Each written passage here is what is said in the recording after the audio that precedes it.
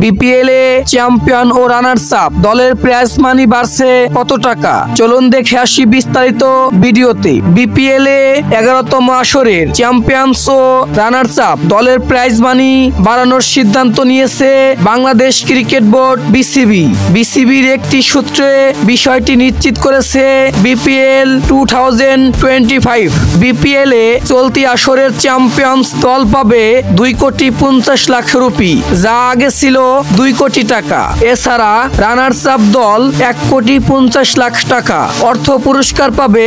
এর আগে runners up দলের জন্য বরাদ্দ ছিল 1 কোটি টাকা পুরস্কার। এছাড়া নতুন আরেকটি নিয়ম চালু করতে যাচ্ছেন বিসিবি, সেটা হলো দ্বিতীয় কোয়ালিফায়ার খেলে বাদ পড়া দল 60 লাখ টাকা অর্থ পুরস্কার পাবে। চতুর্থ সেরা দল পাবে 40 লাখ টাকা অর্থ পুরস্কার। প্রসঙ্গ, সিলেট ও চট্টগ্রাম পূর্বে শেষে আবারও ঢাকায় ফিরেছে বিপিএল। প্রথম পূর্বের খেলা শেষে এলিমিনেটর অনুষ্ঠিত হবে আগামী 3 ফেব্রুয়ারি দুপুরে। একই দিন রাতে প্রথম কোয়ালিফায়ার অনুষ্ঠিত হবে, আর দ্বিতীয় কোয়ালিফায়ার অনুষ্ঠিত হবে একদিনের বিরতি দিয়ে 5 ফেব্রুয়ারি। 7 ফেব্রুয়ারি ফাইনাল দিয়েই পর্দা নামবে এবারের বিপিএল এর।